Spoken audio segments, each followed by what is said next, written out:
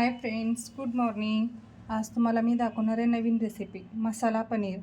मसाला पनीर सगळेजण करते, तर थोडंसं वेगळं रेसिपी असते सगळ्यांची, काय थोडं चेंज असते.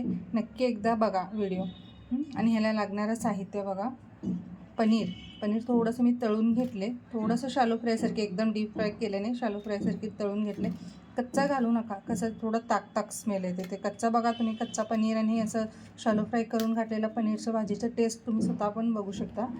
हे बघा, असं शालो फ्राय करून घेतले. हे ताजा कोथिंबीर, कसुरी मेथी, धनिया आणि हे लाल तिखट आणि मसाला पनीर मसाला आहे पनीरचं. हे काय असं झालं म्हणतं, थोडं माझ्या हाताने ह्याच्याकडे धनिया कूट पडला ह्याच्यात, म्हणून थोडं मिक्स झालं आहे. आणि हे तळलेला कांदा आणि ग्रेव्हीमध्ये मी सांगते तुम्हाला, टमॅटो, कांदा आणि तळलेला कांदा ह्याच्यात चेंज. आत्ता मी तुम्हाला म्हणले माझं थोडंसं चेंज आहे रेसिपी म्हणलं, तर ह्याच्यात मी काय केले, टमॅटो आणि काजू फक्त दोनच गरम पाणी उकळून घेतलेलं आहे. कांदा मी थोडंसं तळून घेतले. पहिले टमॅटो आणि काजू मिक्सरमध्ये काढून घेतले.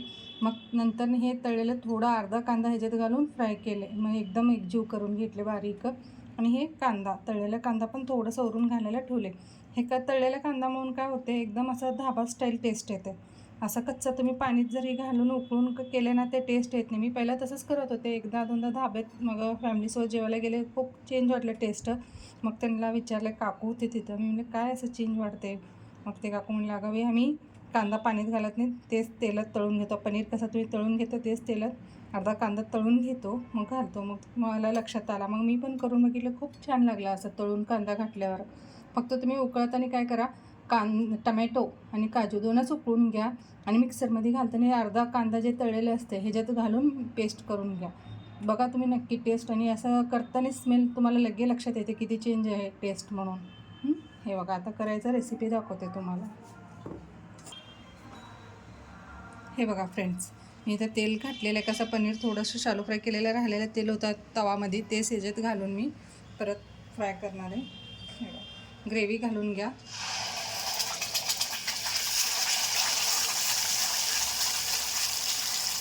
काय ह्याच्यात चेंज म्हणजे, तर कांदा जर तळून घातले ना, खूप चेंज वाढते टेस्ट. किती पण मसाला तुम्ही वेगळा वापरा, जे धाबामध्ये हॉटेलमध्ये करते ते चेंज ह्याच्यात येते. तुम्ही नक्की एकदा ट्राय करून बघा, कांदा तळून घालून खूप छान येते टेस्ट.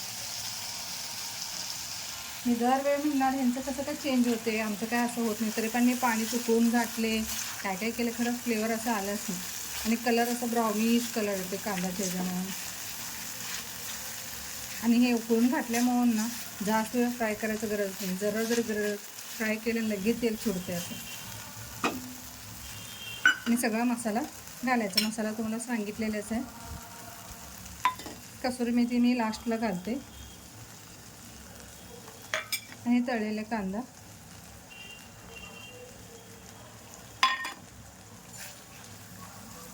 थोडंसं असं छान एकजीव करून घेऊ आपण ग्रेव्ही. ते म्हणजे थोडं तेल सुटलं, ऑलरेडी तेल सुटायला काय की मी उकळून घातलेलं आहे सगळं असं. हे बघा,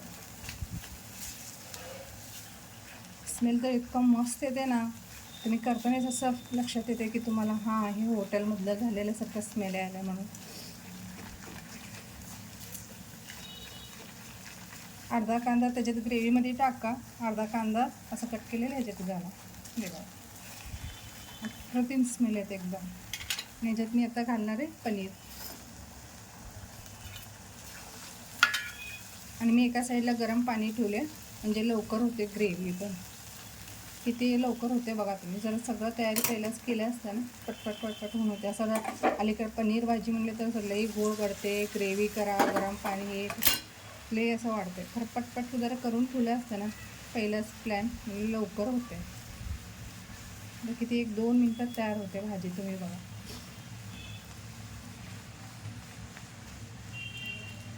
मी गरम पाणी घातले म्हणून एवढं लवकर ते असं उकळी यायला आहे.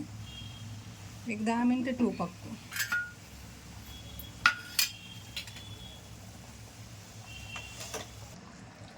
हाय फ्रेंड्स, हे बघा, एवढं थिकनेस पण आलं पटकन.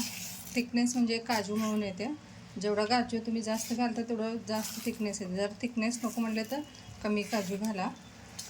आमच्यात कसं पनीर कमी आहे आणि ह्याचा ग्रेव्ही जास्त खातात. पनीर साईडला काढून ठेवतात. पनीरचं जास्त सवय नाही आहे खरं मी असं रेसिपी पण होते आणि खूप दिवस झाले केले नाही होते म्हणून केले. तेव्हा ग्रेव्ही एवढा मोठा केले आणि पनीर किती थोडासा आहे, एक 10-12 पीसेस असेल आतमध्ये. खरं मुलांना जास्त ग्रेव्हीच आवडतं. फक्त असं उकळी आलं आहे. आता ह्याच्यात मी घालणार आहे कसुरी मेथी. कसुरी मेथी लास्टलाच घालते मी. ज्याने टेस्ट चेंज होते कसुरी मेथी, ते पण बघितलं मी विदाऊट कसुरी मेथीने करून. कसुरी मेथी काय एवढा काय इम्पॉर्टंट नाही, टेस्ट काय खास वाटत नाही असं वाटलं होतं. तर मी घातल्यावर लगेच टेस्ट चेंज झालं. आता तुम्हाला सर्व करून पण दाखवते मी, म्हणजे थिकनेस किती आला आहे हे बघा.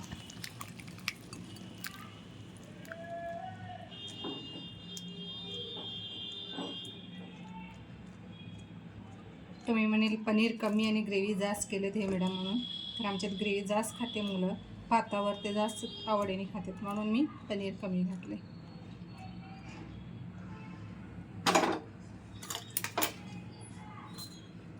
आणि हे ताजं कोथिंबीर. बघा तुम्ही असं तळून कांदा घालून एकदा बघा, माझा पण रेसिपी करून आवडली असेल तर कमेंट करून सांगा. थँक्यू.